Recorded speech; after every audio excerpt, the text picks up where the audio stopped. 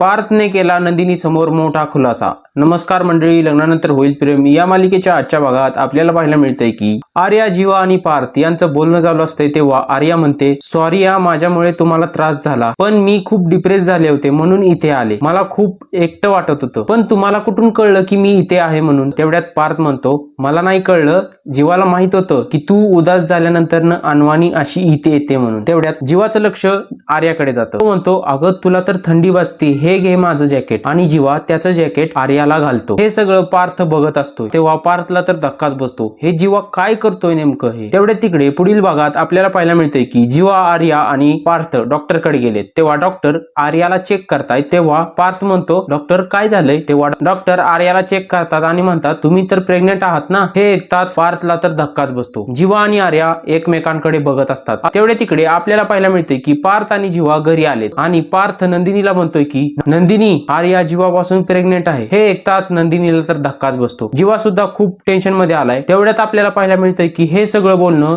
रम्याने सुद्धा ऐकलेलं असतंय। तेव्हा जीवा म्हणतो, हो हे सगळं खरंय, आर्या प्रेग्नेंट आहे पण माझ्यापासून नाही। हे ऐकताच पार्थ म्हणतो, नंदिनीची शपथ घे तरच मी विश्वास ठेवेन। हे ऐकताच जीवाला तर धक्काच बसतो। आता पुढे नेमकं काय होणार आहे तुम्हाला काय वाटतंय कमेंट बॉक्स मध्ये नक्की सांगा।